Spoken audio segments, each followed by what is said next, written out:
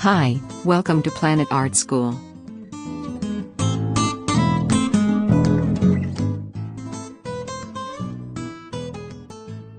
Hi, I am glad you are with me today. Hope you watched the shape video in this series. That was the second chapter. This is the third chapter. The third chapter of Elements of Art is Form. Let's learn about form today. Today we are going to talk about form.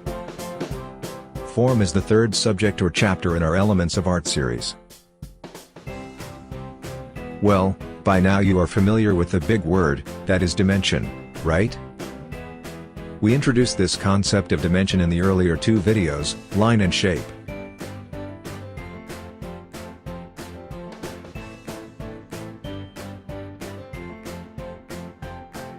Form is a three-dimensional concept. Or in short form we call it 3D.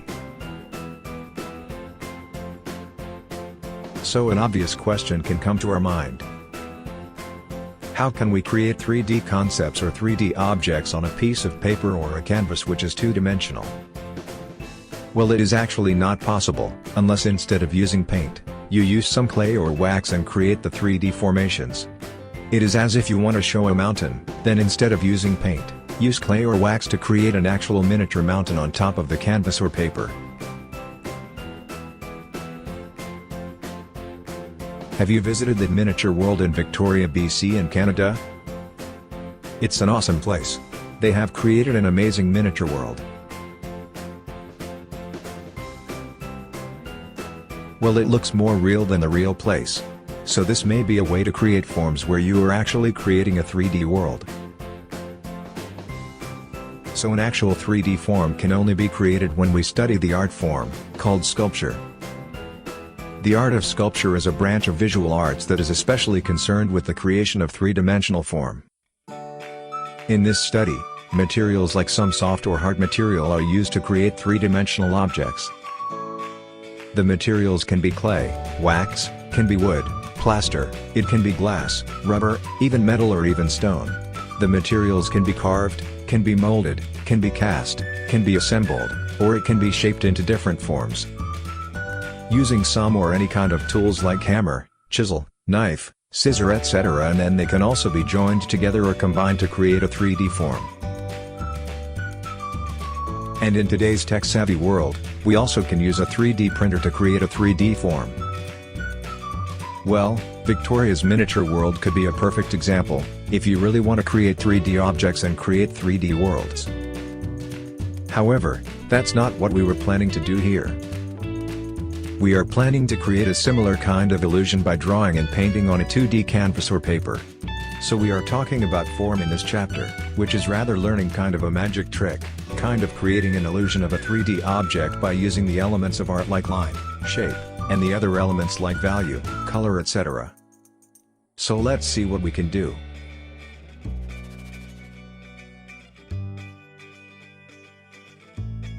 Now see, here, we have a bunch of rectangles, rather parallelograms, and if we place them together in a certain way we can create an illusion of a cube.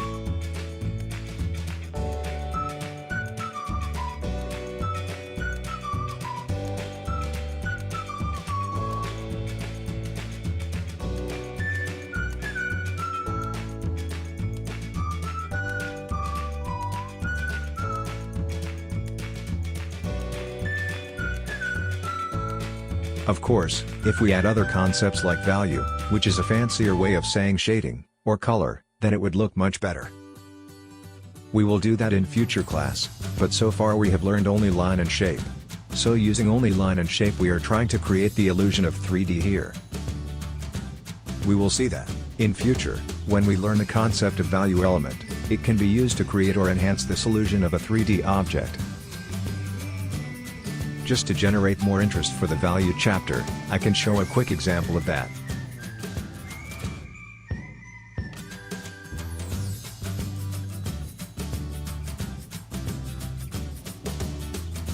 Another example. Similarly, if we have a few triangles and a rectangle, rather a parallelogram, we can put them together in a certain fashion to create a rectangle-based pyramid.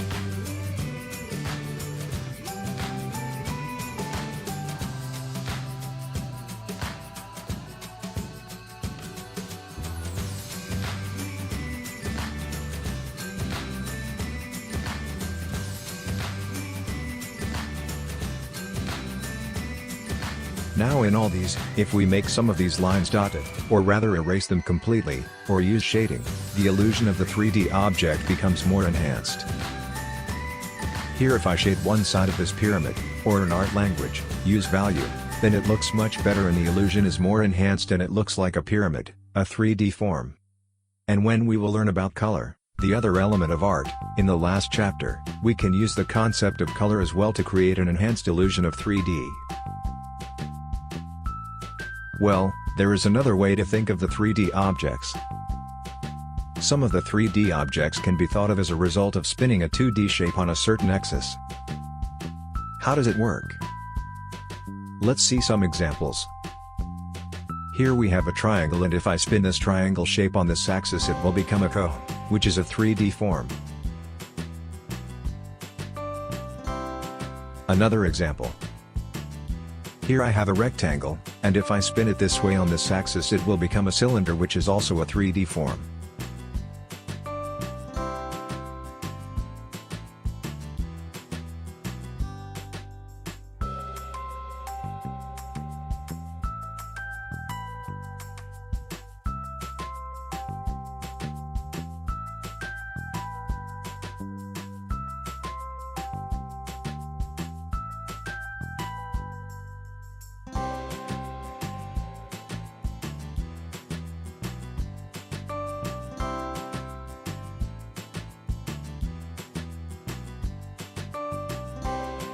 How does it work?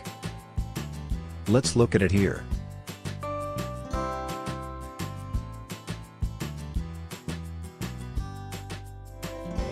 Here I will break down the process of rotation and create a few more snapshots off the rotation steps.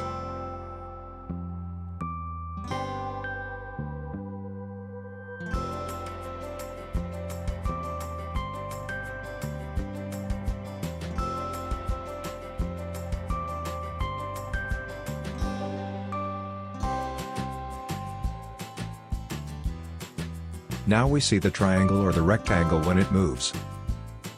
When we can see the individual stage of the movement, then we can easily see how the 3D form has been created by this movement.